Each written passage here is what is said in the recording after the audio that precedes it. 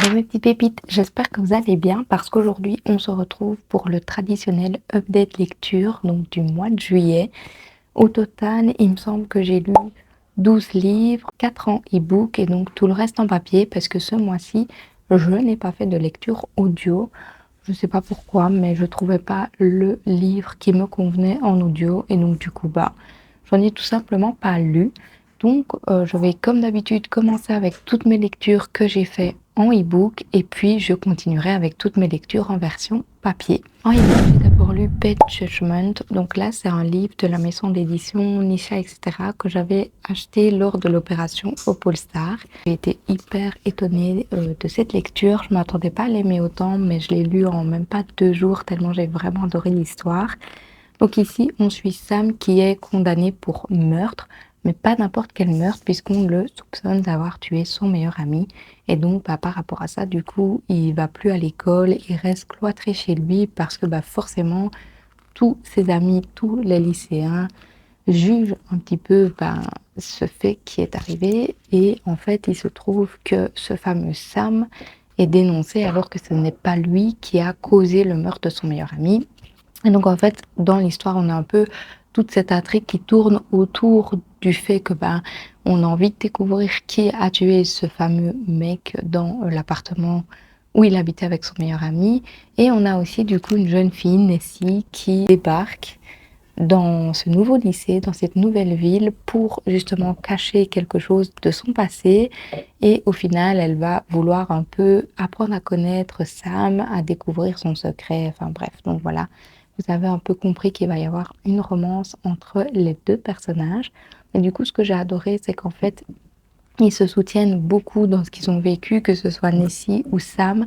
Ils sont tous les deux là, l'un pour l'autre, et ils ne se jugent pas, d'où le titre qui est Bad Judgment. Donc, on peut se douter que tout le monde a des jugements négatifs sur ce qu'on peut faire sur notre vie, etc. Alors que c'est pas toujours la réalité, qu'on ne cherche pas toujours à savoir exactement ce qui s'est passé. Et donc là, c'est vraiment ce qui se passe avec ces deux personnages-là, c'est que eux se soutiennent dans tout ce qu'ils vivent et se comprennent. Et donc du coup, c'était super beau à voir. Puis on a tout le côté lycéen que j'adore dans les histoires, surtout dans les romances. On a le côté un peu enquête parce qu'on a envie de découvrir qui a fait ce fameux meurtre. Et donc, j'ai été pas si étonnée que ça à la fin parce que je pense qu'on peut s'en douter un peu, mais on reste toujours un peu surpris de découvrir la vérité. Donc voilà, c'était une super belle lecture et je suis contente d'avoir découvert cette maison d'édition-là avec une lecture que j'ai adorée. Mais du coup, ça ne se termine pas là, parce que j'ai également lu un deuxième livre de cette maison d'édition-là qui est My Missing Piece. Et là, gros coup de cœur, je l'ai adoré. Il fait presque 700 pages, mais je l'ai dévoré tellement il était incroyable. C'est une histoire que je ne conseille pas à tout le monde parce que il y a quand même des scènes assez explicites, que ce soit au niveau de la violence, au niveau des scènes de smut, etc. Tout veut être très explicité, expliqué. Donc c'est un peu pour ça que je ne le conseille pas à tout le monde. Maintenant, l'histoire est vraiment super chouette. Donc là, on suit de nouveau une meuf et un mec qui étaient meilleurs amis et ils étaient vraiment comme les deux doigts de la main. Et puis, tu as un événement, mais qu'on découvre dès les premières pages. La fille décide de rompre avec ce mec et du coup Liam ne comprend pas le choix de sa meilleure amie et là voilà, ils vont se séparer, ils vont chacun vivre leur vie et ils vont vivre 7 ans sans jamais prendre des nouvelles l'un de l'autre, sans se parler, et tout ce que Liam veut c'est se venger. Et donc du coup quand ils vont se retrouver 7 ans plus tard dans une situation un peu particulière, il y a tout qui va se bousculer un peu dans la tête de Liam parce que voilà, il a envie de se venger, mais en même temps, il est toujours autant attaché à sa meilleure amie. Et donc, on a les pensées des deux personnages.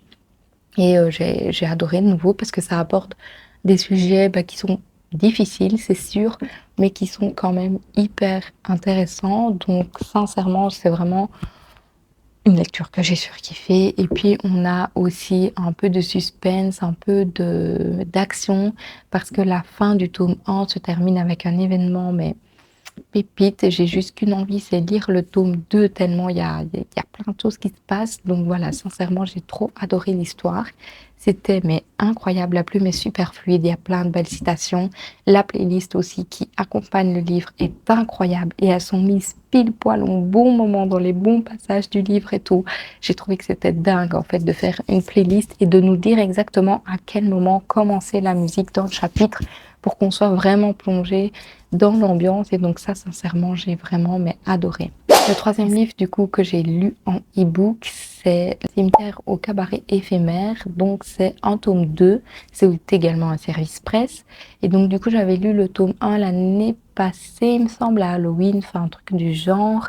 Donc là c'est vrai que comme j'ai lu hors Halloween, j'étais moins dans l'ambiance que quand j'avais lu le tome 1, mais par contre j'adore toujours autant l'histoire. Ici on rentre directement dans l'action, donc je vais pas vous résumer le tome 2. Dans le tome 1, du coup, on suit une jeune femme qui est décédée et donc son âme va en fait au cimetière.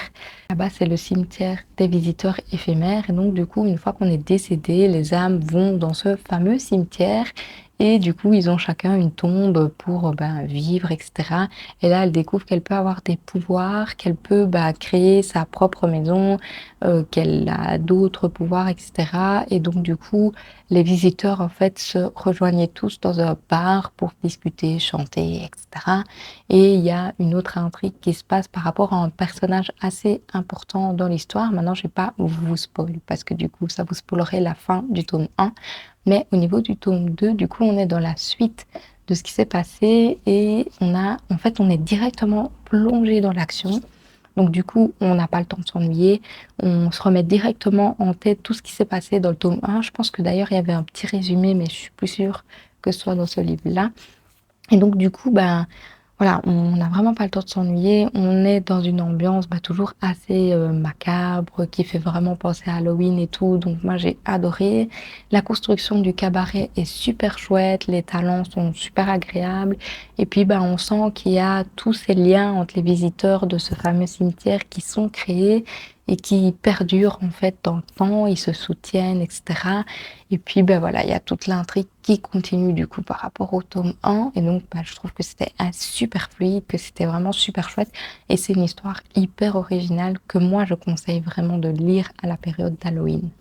Ensuite, le quatrième livre que j'ai lu en e-book, c'est Démons des mers. Donc, c'est également un service presse. Ici, on suit Nastasia qui est somnambule et du coup, à cause de ses crises de somnambulisme, elle va rencontrer des démons.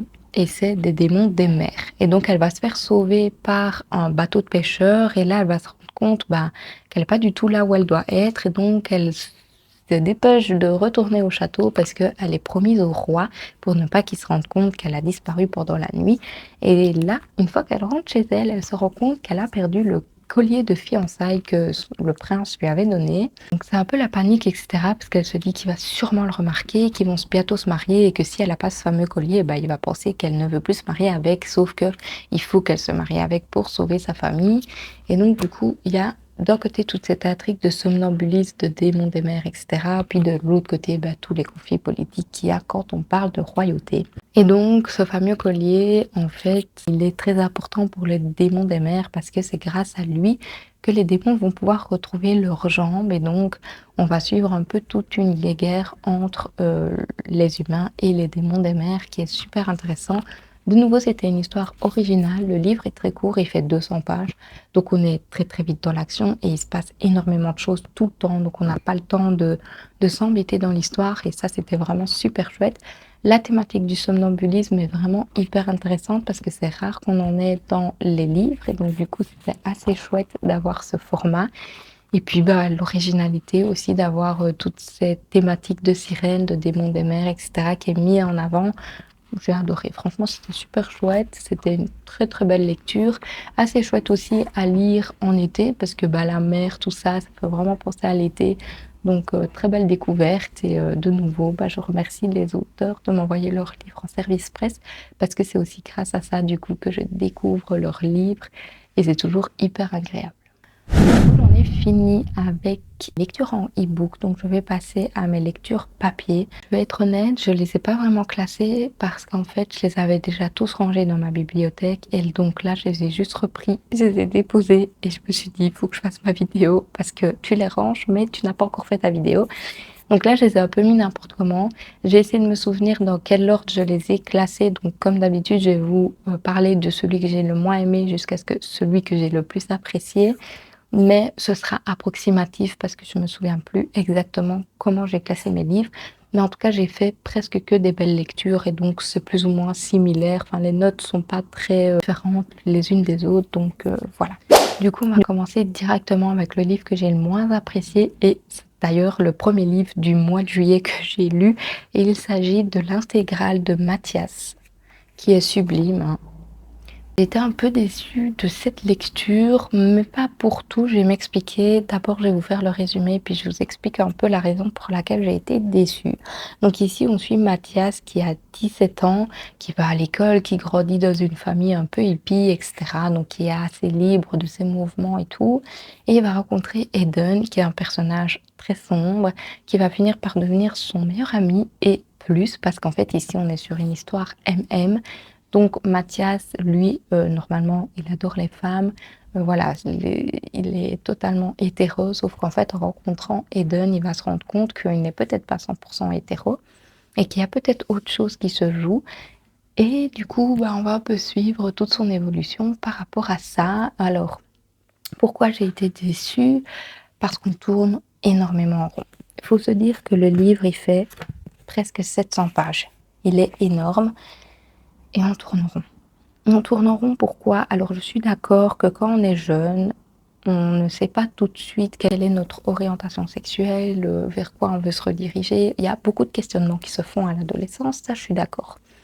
Sauf qu'en fait ici, on les suit vraiment à travers toute leur vie. Donc on les a à 17 ans, mais puis on les a à 21, on les a à 25, on les a à 30, enfin vous avez compris quoi. On suit vraiment leur évolution. Même une fois qu'ils ont 30 ans, les mêmes questions reviennent, les mêmes réflexions reviennent.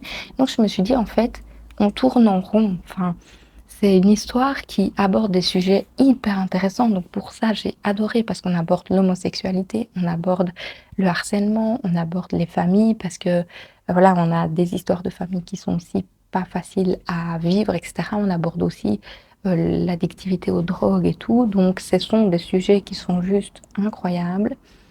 Mais j'ai trouvé qu'on tournait vraiment en rond, en tout cas autour du sujet de l'homosexualité. Pour moi, c'est à un moment donné, j'en pouvais plus en fait. Je me suis dit: «Mais c'est bon, stop». Enfin, je sais pas, genre OK, je suis d'accord, Mathias, il se découvre, il sait pas, ce qu'il aime et tout. Il se questionne par rapport au fait qu'il ressent des choses pour Eden et tout. Quand il a 17 ans, c'est normal.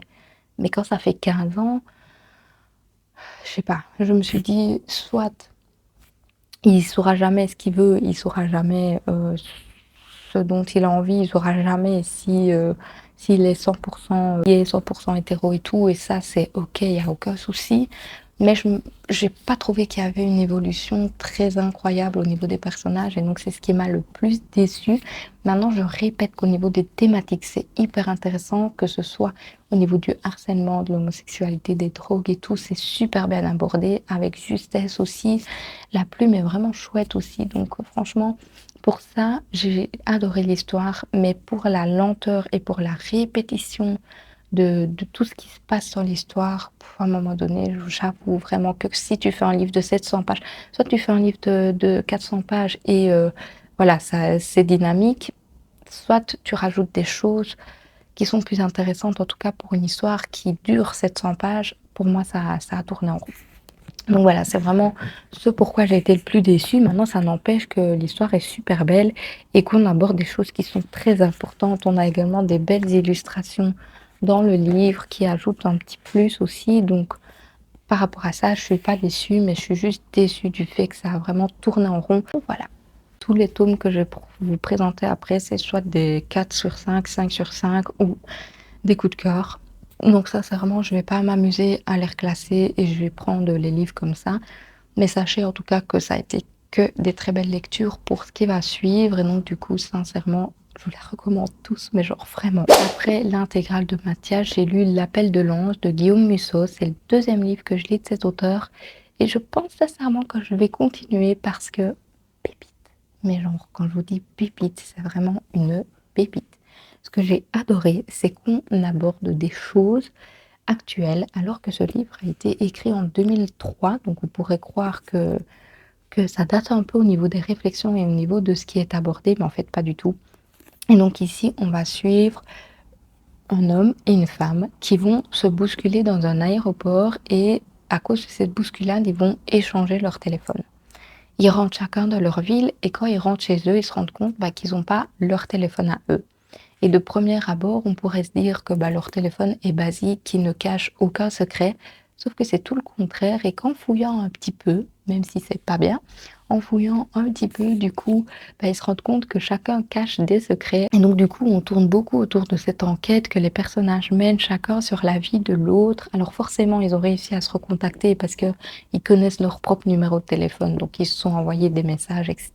Et du coup, le temps qu'ils se retrouvent et tout, parce qu'ils sont tous les deux à l'autre bout du monde, enfin, franchement, ils sont vraiment aux opposés. Et donc, du coup, le temps qu'ils se retrouvent, en fait, ils ont largement le temps de découvrir les secrets de l'un et de l'autre. Et donc, c'est ce que j'ai adoré.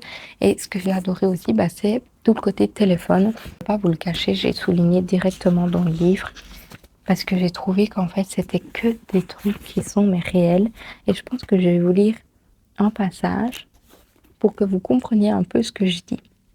Donc, un téléphone portable. C'est vrai que c'est pratique et rassurant d'avoir toujours sa famille et ses amis à portée de voix. Comme tout le monde, vous avez appris à rédiger des SMS en tapant sur un clavier minuscule et vous vous êtes habitué à en envoyer à tour de bras. Comme tout le monde, vous avez renoncé à votre agenda pour le remplacer par sa version électronique.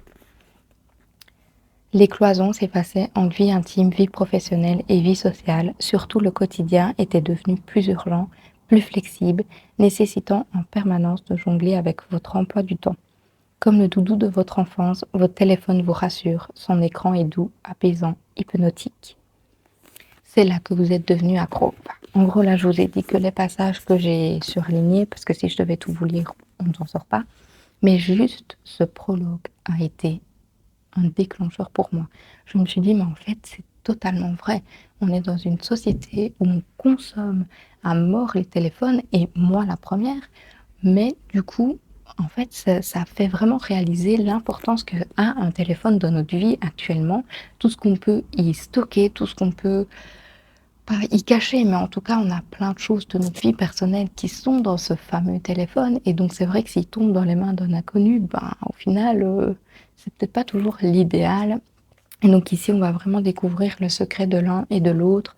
Finalement, les deux personnages vont un peu se lier par rapport à cette histoire, du coup, au fait qu'ils ont échangé leur téléphone, ils vont finir par se retrouver, etc. Puis il y a aussi une enquête qui est menée parce que la femme, en fait, elle était policière à l'époque, elle ne l'est plus actuellement, mais du coup, il y a une enquête qui a été non résolue. Et donc, au fur et à mesure, le mec, vu qu'il fouille son téléphone, va avoir tous les éléments de cette fameuse enquête. Et donc, ils vont s'entraider pour un peu résoudre cette enquête qui n'a pas été résolue 10 ans plus tôt. Et donc, c'est aussi le côté policier que j'ai adoré parce qu'on est sur une mini-romance, sur un policier, sur un truc qui apporte des choses de la vie réelle, mais d'une manière hyper juste. Donc, franchement, de nouveau, c'était un livre auquel je ne m'attendais pas. Enfin, en tout cas, je ne m'attendais pas à l'aimer autant. Et sincèrement, quand j'ai lu ce livre, je me suis dit, mais pépite, il faut que je lise d'autres Guillaume Musso parce que c'est le deuxième livre que je lis et le deuxième livre pour lequel je me dis ça. Et c'est ce que j'adore dans Guillaume Musso, c'est qu'il y a tout ce côté enquête, intrigue et tout qui prend le dessus au final sur les romances. Donc sincèrement, j'ai vraiment adoré l'histoire, quoi. C'était incroyable. Ensuite, j'ai lu en lecture commune, donc avec une fille sur Instagram, de American Roommate Experiment. C'est normalement, je vais pas dire que c'est un tome 2, mais en gros, le premier tome, c'est de Spanish Love Deception. Et là, on est un peu sur un spin-off parce qu'on suit le cousin de la fille qui était dans le Spanish Love Deception, là.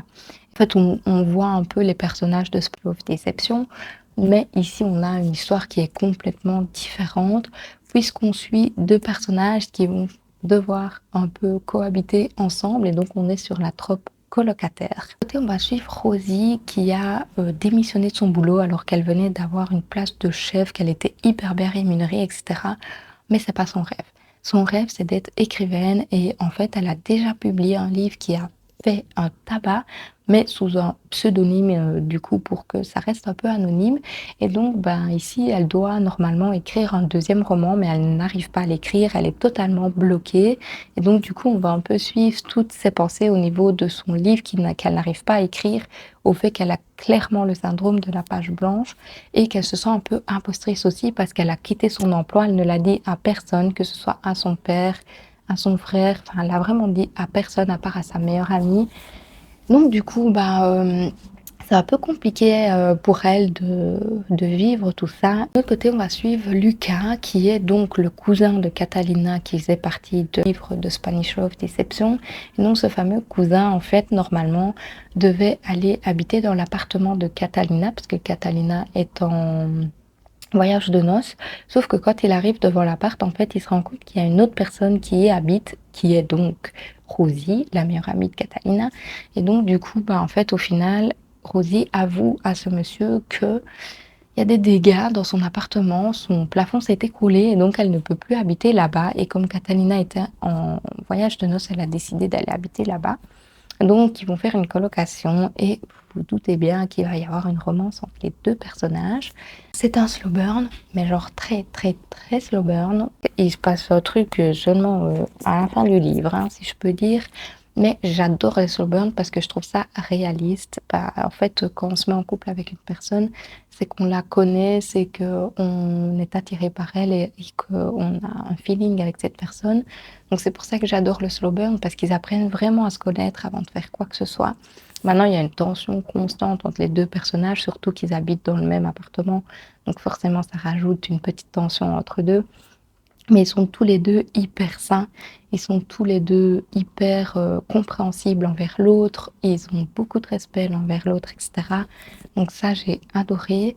Et puis, on a tout le côté, en fait, pour pouvoir aider Rosie à écrire son histoire, Lucas propose qu'il fasse des faux rendez-vous amoureux pour qu'elle puisse avoir de quoi un peu écrire son roman.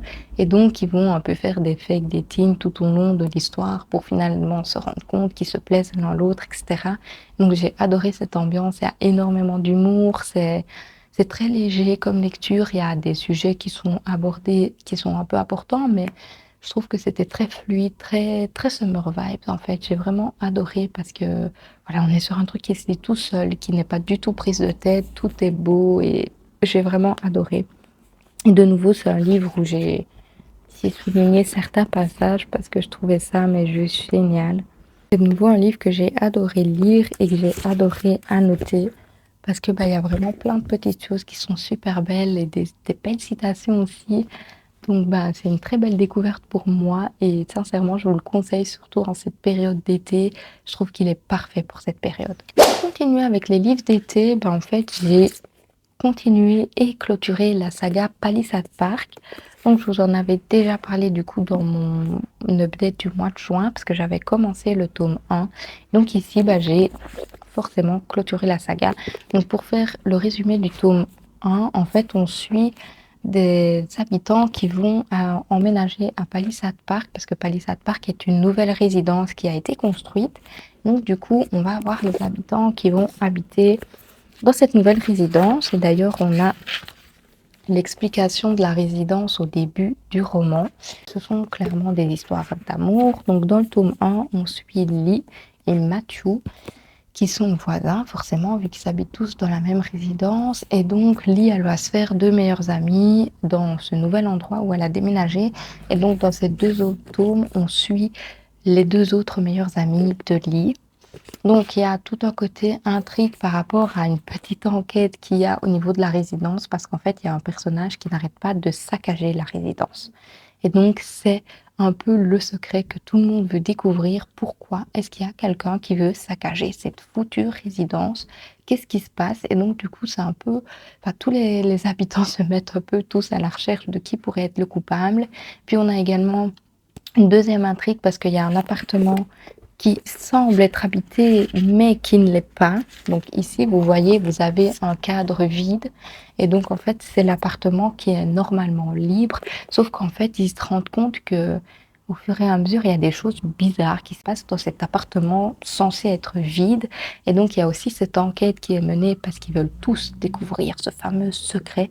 Donc, on est un peu dans la vibe Desperate Housewives et Petit secret entre voisins. Donc ça, j'ai adoré.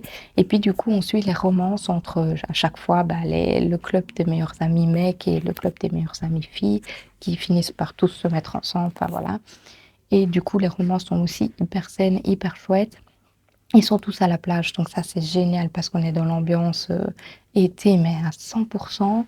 Et du coup, bah, on a ce côté petit secret entre voisins parce que tout le monde a envie de savoir qui sort avec qui va faire quoi. Quand il y a une dispute, bah, tout le monde le sait. Donc c'est clairement l'ambiance Desperate Housewives et petit secret entre voisins. Moi j'ai adoré. Ça se lit super vite, ça fait moins 300 pages. Et j'ai tellement aimé les histoires qui sont toutes très différentes, hein, parce que dans le tome 1, on suit un mec qui est surfeur et une fille qui ouvre son propre salon de massage. Dans le tome 2, on suit une journaliste et un pompier. Et dans le tome 3, on suit une fleuriste et un policier. Et donc, sincèrement, j'ai adoré. Franchement, que ce soit au niveau de découvrir les métiers, que ce soit au niveau de l'ambiance été, au niveau de tout ce qui se passe à la résidence et des petites enquêtes qu'il y a dans chaque tome, etc. J'ai vraiment adoré cette saga et je vous la conseille, mais vraiment pour l'été, parce que c'est vraiment un livre que je pourrais emmener à la plage et que je pourrais lire au bord de la plage avec un petit cocktail et tout. C'est parfait pour cette période. Ensuite, j'ai aussi continué une saga. En fait, j'ai vraiment pas mal avancé dans mes sagas ce mois-ci, puisque j'ai lu La Sœur de la Tempête, donc c'est le tome 2 des 7 sœurs. Alors, pour moi, les tomes peuvent se lire indépendamment l'un de l'autre parce que on a l'histoire de chaque sœur dans chaque tome. Et donc, on a des petites infos sur ce qui s'est passé dans le tome 1, mais sincèrement, si on en parle une ou deux fois dans l'histoire, c'est énorme. Et donc, pour moi, il n'y a pas trop de lien avec le tome 1, si ce n'est que l'intrigue principale qui est qu'en fait, le père de ces fameuses 7 sœurs est décédé. Et quand il est décédé, il a donné une lettre à chacune avec des coordonnées géographiques et une lettre expliquant qu'en fait, les coordonnées qui sont indiquées sont en fait l'endroit où elles sont nées. Et donc du coup, forcément, si elles veulent en découvrir plus sur leur passé, elles doivent se rendre là où les coordonnées les emmènent. Donc dans le tome 1, on suit l'aînée qui est Maya, je pense, et qui vient du Brésil. Et du coup, on suit un peu toute son histoire, tout son passé, on découvre d'où elle vient, de quelle famille elle vient, etc., etc. C'est pour ça que je dis que c'est pas très lié, parce que dans le tome 1, on a toute l'histoire de Maya. Dans le tome 2, on a toute l'histoire de Ali. Donc, en soi, à part l'intrigue principale qui est que le père a donné des coordonnées géographiques à toutes leurs filles, il n'y a pas forcément de lien, en tout cas ici, entre le tome 1 et le tome 2. J'ai adoré parce qu'ici, Ali, on découvre qu'elle vient de Norvège. Alors, tout le début de l'histoire est centré sur le fait qu'Ali rencontre un mec, qu'elle va se marier, enfin, pas se marier, qu'elle va se fiancer à ce monsieur. Et bah voilà, elle tombe hyper amoureuse de lui. Ali, normalement, elle est navigatrice et donc c'est son père qui lui a filé cette passion-là, enfin, son père adoptif du coup. Et en fait, son copain va finir par mourir du coup bah, suite à une tempête qu'il y a eu dans un bateau. Après ça, en fait, elle va se sentir hyper mal et donc c'est là qu'elle va se dire, bah, en fait, je vais aller découvrir d'où je viens, je vais découvrir quelle est mon histoire et c'est ça le déclencheur qui fait qu'elle va vouloir partir en Norvège et qu'elle va vouloir découvrir ses origines. Dans le tome 1, on suivait vraiment toute l'histoire du Brésil. On suivait un peu la construction vous savez, du Christ là, de Rio de Janeiro. Ici, on est beaucoup centré sur la musique, puisqu'en fait, elle va découvrir qu'elle descend d'une famille assez célèbre au niveau de la musique, enfin surtout de la musique classique, donc tout ce qui est opéra, piano, violon, etc. Alors, j'ai adoré ce tome 2. Mais vraiment, coup de cœur de nouveau. Ce que j'adore en fait dans cette saga, c'est qu'en fait, on a des éléments réels. Donc, il est vraiment mis à la fin du livre tous les livres que l'autrice utilise pour s'informer de tout ce qu'elle raconte dans son histoire. Alors, évidemment, c'est romancé. Évidemment, il y a des choses qui sont fictives. Mais toute l'histoire qu'il y a autour de ces fameux musiciens est réel. Ils ont vraiment existé et il y a vraiment une histoire par rapport à tous ces personnages-là. Et on voit qu'elle a vraiment été à Oslo, par exemple, parce que elle fait des remerciements par rapport aux gens qui l'ont accueillie à Oslo, etc. Et donc on voit qu'elle s'informe vraiment sur le pays avant d'écrire son roman. Et donc on apprend, on s'immerge totalement dans ce pays. On apprend énormément de choses par rapport à ce pays. Par exemple, c'est tout con, mais genre avant Oslo, ça s'appelait Christiana. Et moi, je ne le savais pas du tout. Et c'est peut-être tout bête, mais c'est des trucs qui font que, bah voilà, pour la culture générale et tout, c'est hyper intéressant. C'est romancé, donc il y a des choses qui n'existent pas forcément, mais il y a plein de choses qui sont réelles et ça donne clairement envie de s'informer et de s'immerger encore plus dans le pays. Donc moi, j'ai adoré toute cette histoire de passer, de découvrir la Norvège, de découvrir cette famille de musiciens, de découvrir tous leurs secrets, donc tout ce côté secret, etc. Je suppose que c'est le côté qui est vraiment fictif, mais j'ai vraiment surkiffé. Enfin, j'ai trouvé ça incroyable. On est plongé dans l'histoire, mais tellement fort. Et franchement, je crois que ça va être une saga coup de cœur. Enfin, en tout cas, le tome 1 et le tome 2, je les ai vraiment kiffés. Donc, j'ai hâte de lire le tome 3 et j'ai hâte aussi de découvrir pourquoi le père a adopté que des filles et pourquoi il a adopté des filles aux quatre coins du monde. Ah, donc voilà, en fait, on suit vraiment le passé de Ali, mais son présent aussi, et c'est super intéressant. J'ai adoré, je n'ai qu'une envie, c'est aller en Norvège pour voir à quel point ce pays est magnifique. Enfin bref, je vous le conseille vraiment, mais la saga entière en fait doit être incroyable, donc je crois que je vais vite acheter le tome 3 parce que j'ai adoré. Ensuite, on est également sur un coup de cœur puisque j'ai lu Noblesse oblige. Alors, si je dois vous faire un résumé très concret, on est sur la sélection, mais pour adultes. Ici, en fait, on est dans une télé-réalité pour nobles, mais une dinguerie. Une dinguerie, ce livre. Pour vous en dire un peu plus, on suit Gabrielle, qui est servante dans une famille de nobles, et elle a décidé de travailler dans cette famille parce qu'elle veut découvrir les secrets de cette famille pour défendre son père qui a dû aller à la guerre à cause bah, du coup des nobles, etc. Et bah, voilà, elle veut un peu découvrir tous les secrets de cette famille-là qui a condamné finalement son père à aller à la guerre et qui maintenant est hyper pauvre. Enfin bref, voilà, vous avez compris un peu, c'est tout ce qui se passe un peu à cette époque-là. C'est assez classique. Mais du coup, cette fameuse Gabrielle va avoir une visite d'un clan de révolution, si je peux dire, et ce clan lui propose d'infiltrer le château en participant à la télé-réalité de Noblesse oblige, du coup, pour pouvoir découvrir les secrets de cette famille royale. Du coup, la télé-réalité, en gros, c'est plusieurs femmes et hommes qui vont se rencontrer, qui vont faire des dates, etc. Le but, c'est qu'ils se marient. Et cette année, à cette télé-réalité-là, il y a le prince et l'héritier qui vont se présenter à la télé-réalité. Et donc, bah, c'est un peu la course à savoir qui va pouvoir se marier avec eux. Et donc, forcément, Gabrielle va sauter sur l'occasion pour découvrir le secret de l'héritier, du prince, de la reine, du roi, etc. Et elle va découvrir des secrets de d'un gosse. Mais quand je vous dis que c'est la sélection pour adultes, c'est vraiment la sélection pour adultes parce que c'est hyper sombre. Les secrets qu'on va découvrir sont un peu trash, malheureusement, mais j'ai adoré. J'ai adoré, c'est un coup de cœur, mais intergalactique ce livre.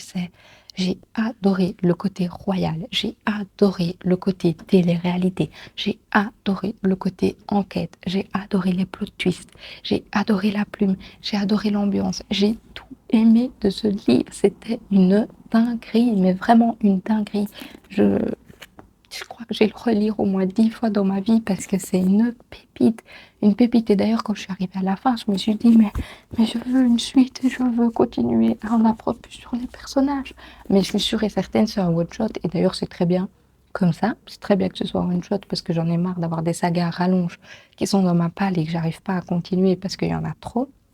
Mais je vous conseille ce livre à 1 milliard de pourcents. C'était mais une dinguerie.